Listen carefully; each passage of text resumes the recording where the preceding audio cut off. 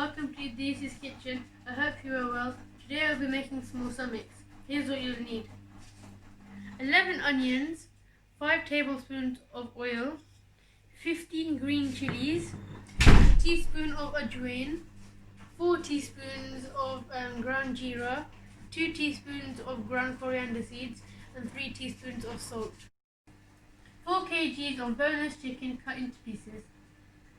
I only added a little bit of oil because we don't want the oil to drip when it comes to assembling the samosa. We also use 15 green chilies, but when it's nearly cooked, it might not have enough chilies, so you can add more green chilies or you can use red chili flakes. Same with the salt to taste.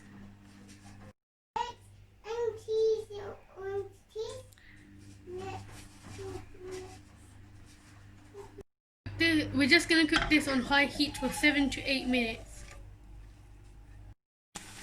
It's been 5 to 7 minutes and the onions are cooked thoroughly, and you can see they've become a bit translucent. Now I'm going to add the chicken. Now we're going to add all the ingredients.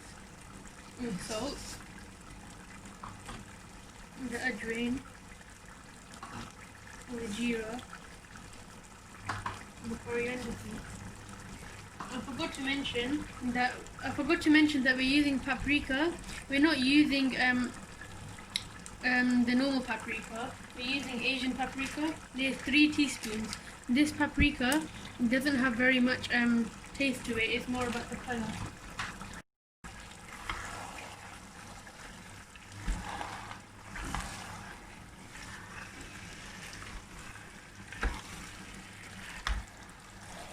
We need to keep mixing it till it releases its juices.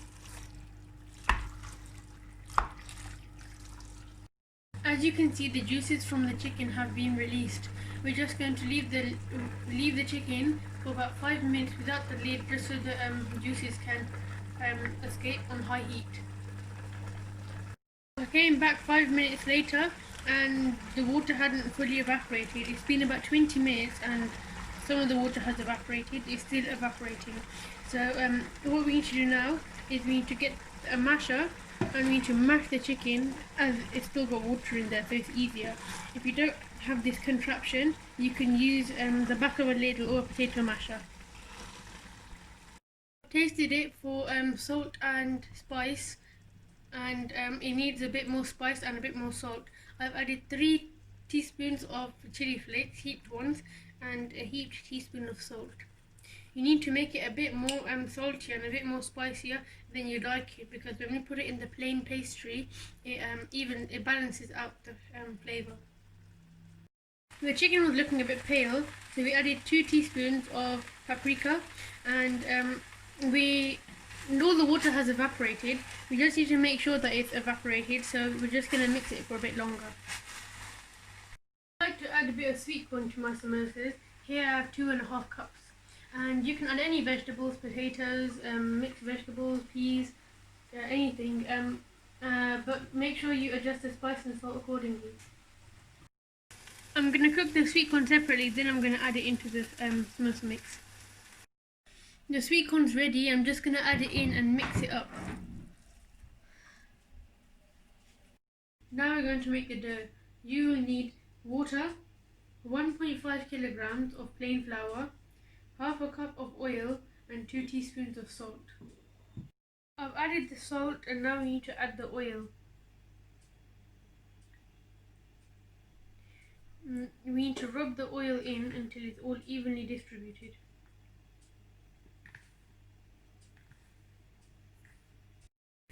I've rubbed all the oil in so it's evenly distributed. I have 1 litre of water here. We might need more or we might need less. Let's see how much we're going to need. And that's all I've got left from my 1 litre of water, and the flour's come into a nice soft dough. We need to let it rest for about 30 minutes. Now let's make the glue.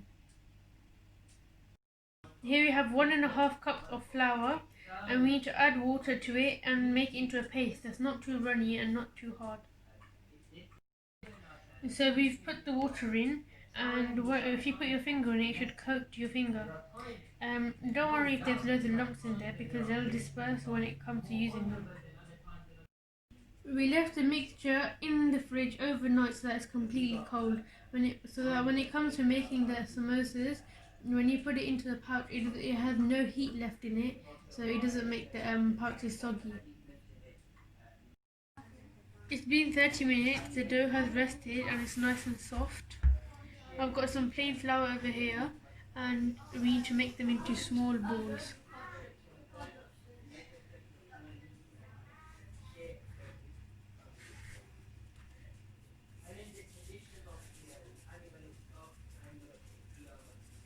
Like this.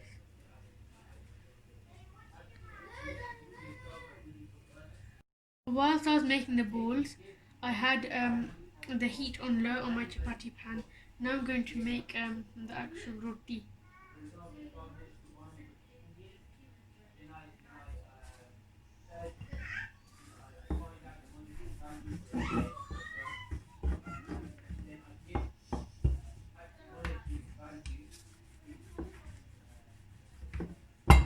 And then you put it back in the flour.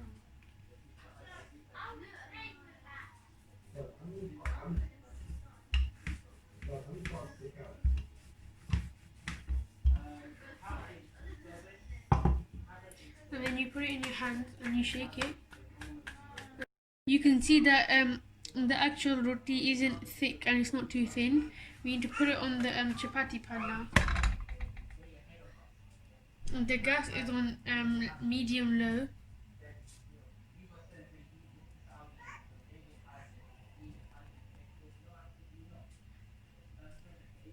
You can see that it's starting to get translucent, so it's a sign that we need to flip it.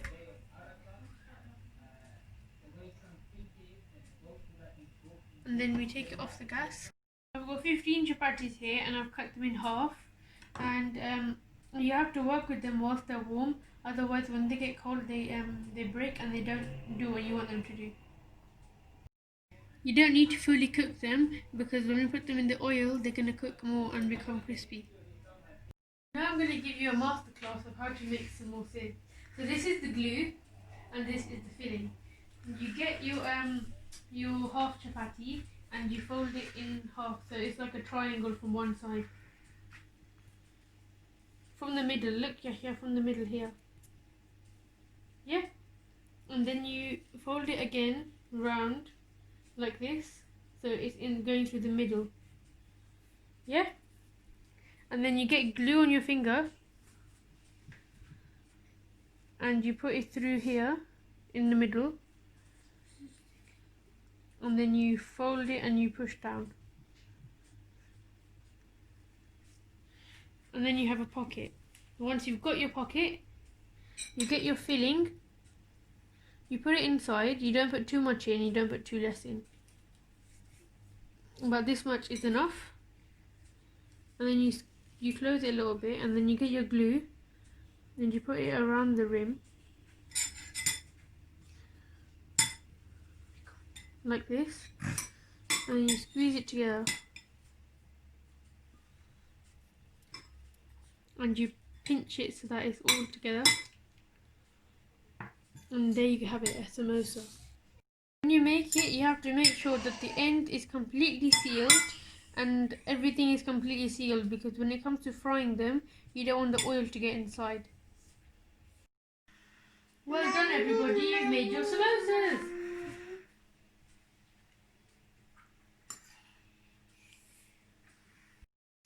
The heat is on full and we put the samosas in the oil.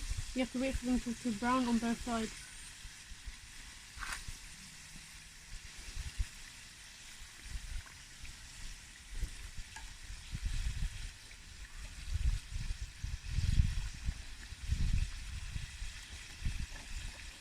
Brown from both sides now. I'm just going to give them the samosa. Here you go. Mama. They're so nice. Thank you. Nice. The mix, we made about 192 samosas and they're all ready now, alhamdulillah. We're going to put them in freezer bags and freeze them until we need them.